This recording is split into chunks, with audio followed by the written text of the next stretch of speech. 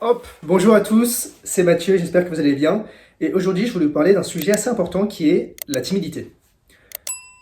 J'exagère pas quand je dis que entre mes 15 et mes 22 ans, j'étais quelqu'un d'extrêmement timide. Dans le sens où j'arrivais pas à parler à qui que ce soit. J'avais du mal à me faire des amis, j'avais du mal à aller parler aux filles, j'avais du mal à prendre des rendez-vous, à passer des entretiens. Bref, dans tous les aspects de ma vie, j'étais quelqu'un de très timide.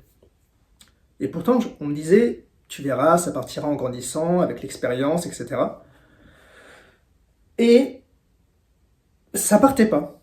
22 ans, j'étais encore quelqu'un de très timide. Pourtant, j'avais eu des expériences professionnelles, j'avais eu des copines, j'avais eu des amis. Voilà, j'avais connu un peu les balbutiements de la vie. Et je restais quelqu'un de très timide. Et du coup, j'étais un peu parti du fait que ça allait être quelque chose d'acquis dans ma personnalité. Et ce qui a changé, en fait, c'est lorsque j'étais en classe prépa, j'avais un prof de philo qui nous avait raconté la fable du scorpion et de la grenouille. Alors, je vous invite à la regarder, mais c'est un peu une fable qui contredit la phrase j'y peux rien, c'est ma nature. Vous avez déjà entendu des gens qui vous ont dit ça, peut-être dans d'autres contextes, du style j'y peux rien, moi j'ai un sale caractère, ou j'y peux rien, je suis comme ci, je suis comme ça. Et en fait, c'est une excuse de merde. Parce que c'est pas parce que c'est dans quelque chose qui est dans ta nature peut aller à l'encontre de ce qui est bon pour toi. Et donc, dès lors, il va falloir que tu travailles dessus. Et c'est à ce moment-là que j'ai compris que la timidité en tant que telle, c'était pas un trait de caractère. C'était pas quelque chose qui était fixé en nous. C'est ce que moi je considère comme un défaut. Parce que ça, c'est quelque chose qui te fait louper des opportunités. Je parle de timidité et je parle pas d'introversion. Pour rappel, la différence, l'introversion, grosso modo, même si tout n'est pas un spectre introverti, extraverti, et qu'on se situe tous un peu sur ce spectre, l'introversion, c'est le fait d'avoir besoin de recharger ses batteries lorsqu'on a passé du temps en société avec des gens, même si c'est avec des proches, on a besoin d'un moment seul pour recharger la batterie, et l'extraversion, c'est on a besoin d'être avec des gens pour recharger nos batteries, et on aime moins être seul. On va dire que les deux extrêmes s'opposent et qu'on est tous situés un peu entre ces deux pôles. Pour moi, l'introversion et l'extraversion sont des traits de caractère. La timidité, moi je voyais ça comme un défaut parce que ça m'empêchait d'atteindre mes buts, ça m'empêchait d'aller parler aux gens, ça m'empêchait de me faire des amis, ça m'empêchait de découvrir de nouvelles expériences. Et je voulais m'en débarrasser. Parce que, pour les raisons que j'ai citées précédemment. Et donc, certes, j'avais réussi à comprendre ça lorsque j'ai eu 20-21 ans, mais il n'empêche que je restais toujours très timide. Et d'ailleurs, ça m'agaçait parce que beaucoup de gens me faisaient la remarque. On me disait, mais... On me disait, t'es blasé quand tu parles, t'as l'air blasé. Blasé, c'est quelqu'un qui a tout connu de la vie. Et moi, j'avais rien connu et j'ai encore rien connu.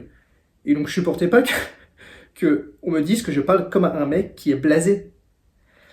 Et je voulais changer ça et j'y arrivais pas. Et je comprenais pas comment faire. Et c'est pour ça que je pense que cette vidéo elle peut être très intéressante pour vous si vous êtes dans la situation que je décris. Et en fait, ce déclic, je l'ai eu un peu malgré moi, dans le sens où il a fallu en 2019, donc j'avais 22 ans, si je dis pas de bêtises, c'est ça. Il a fallu que j'aille travailler au Chili, à Santiago, dans le cadre de mon cursus académique.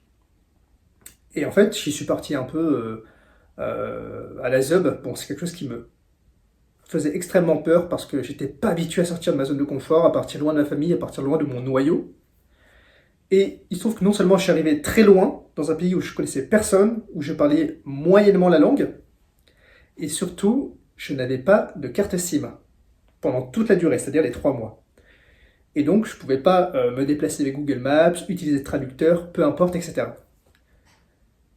Et en fait, la plupart du temps, et surtout, ce qui m'a le plus marqué, c'est la première fois où ça m'est arrivé, c'est que je me perdais dans Santiago. Et je n'avais pas d'autre choix pour me diriger que de demander aux gens, que d'aller voir les gens pour leur dire comment je peux aller là, comment je fais pour rentrer chez moi, je suis perdu, etc. Donc déjà dans une langue que vous ne connaissez pas, mais en plus parler à des gens qui a un effort de sortir de sa zone de confort, j'ai eu la triple peine. Mais sur le moment, je ne me rendais pas compte que je sortais de ma zone de confort. Je me dis juste, c'est désagréable, mais j'ai pas le choix, je dois le faire. Et c'est lorsque je suis rentré de ces 3 mois de voyage au Chili, enfin de voyage, j'ai travaillé pendant 3 mois, que beaucoup de gens m'ont fait la remarque, mais ils m'ont dit, c'est incroyable à quel point je suis devenu à l'aise à l'oral.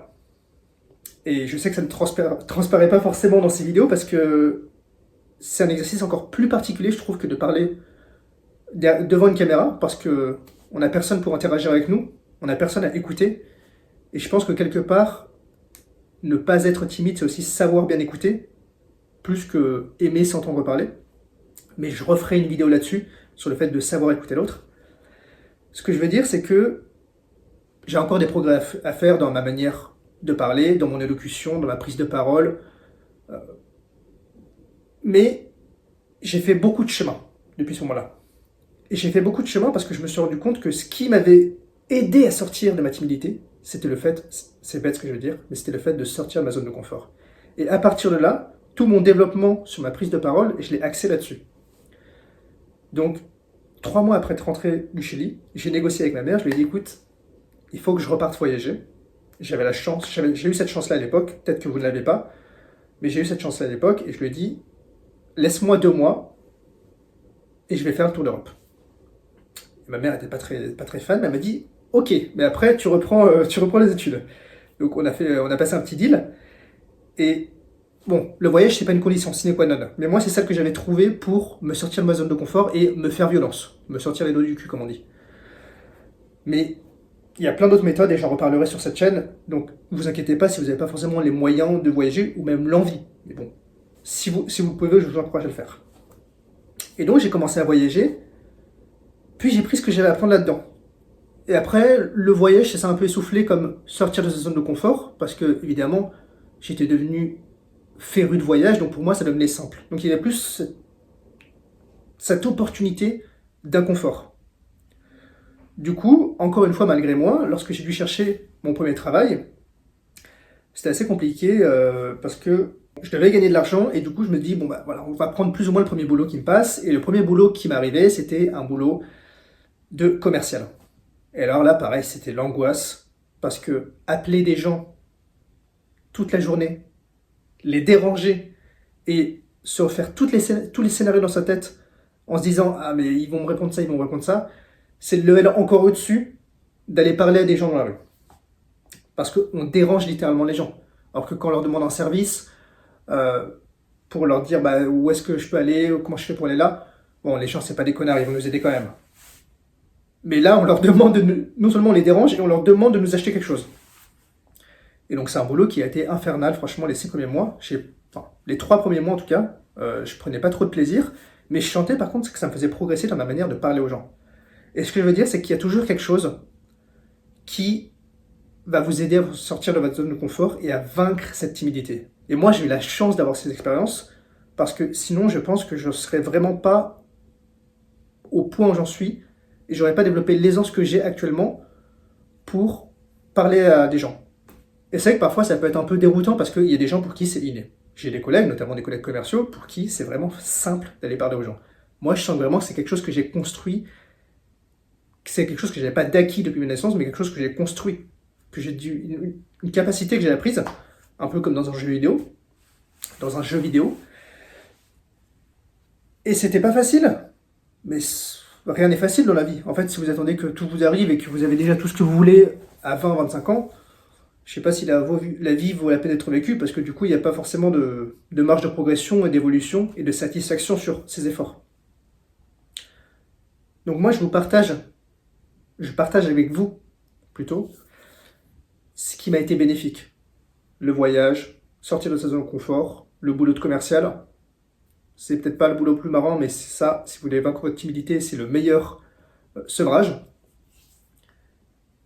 Et surtout retenir que la timidité n'est pas un trait de caractère. Donc ne vous dites pas, je suis timide. Pardon, il y a un truc qui est tombé dans la cuisine. Je suis timide, je le serai à vie. Bon, dans tous les cas, ça conclut cette vidéo. J'espère que ça vous a plu.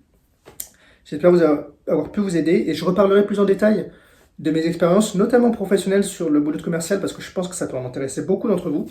Donc n'hésitez pas à vous abonner. Je vous remercie de m'avoir écouté. C'était Mathieu. À la prochaine. Ciao, ciao.